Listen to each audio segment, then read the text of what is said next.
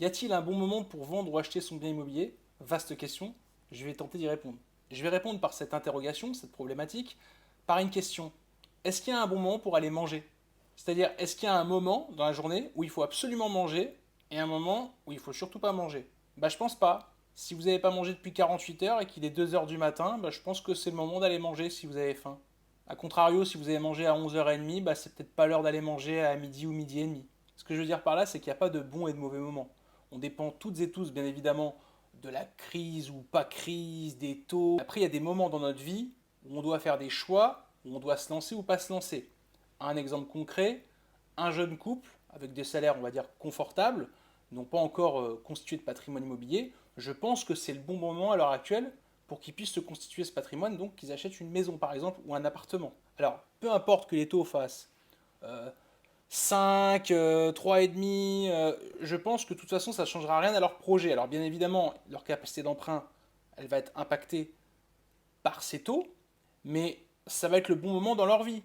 A contrario, s'il y a quelques années, ils n'avaient pas de CDI ou alors un salaire compliqué, pas d'apport non plus, et que les taux étaient très bas, comme on avait des taux à 1,10, etc., je pense que c'était pas le bon moment pardon, pour eux d'acheter. Bon, vous l'avez compris, le bon moment, c'est votre moment.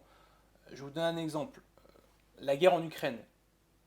On sait quand est-ce qu'elle a démarré, on ne sait pas quand est-ce qu'elle va terminer. Le conflit en Israël qui est en train de s'intensifier en ce moment, pareil, on ne sait pas ce qui va se passer derrière.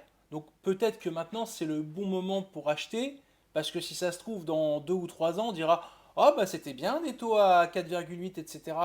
Maintenant on est sur des taux à 7 ou 8. Bon, j'y crois pas personnellement.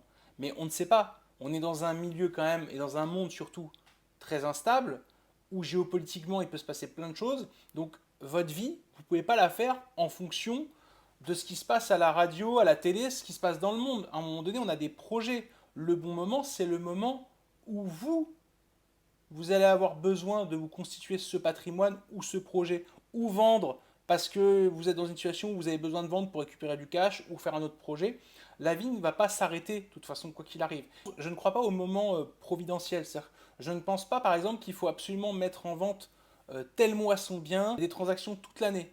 Après, on peut faire par rapport à une typologie de potentiels acquéreurs en se disant bah, une famille par exemple qui va s'installer, il faut qu'elle trouve un logement avant la rentrée de septembre, je suis d'accord.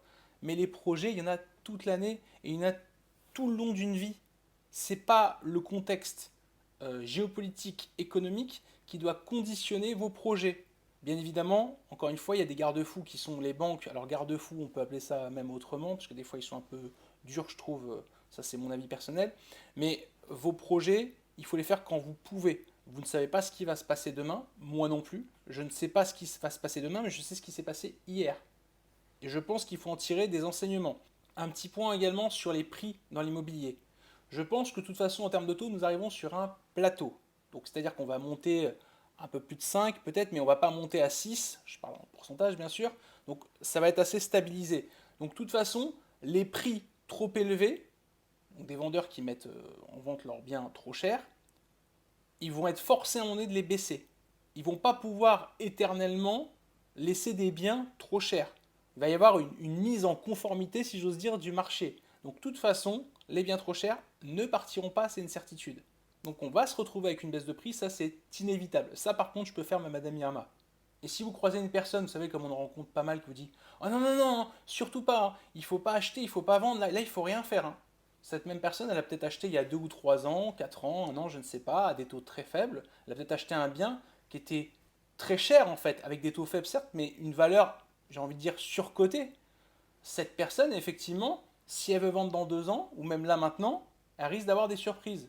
Mais vous, vous n'êtes pas forcément dans ce cas-là, et chaque cas a sa vérité. Donc, pour conclure, je pense que le bon moment pour acheter ou pour vendre, c'est votre moment. Allez, ciao.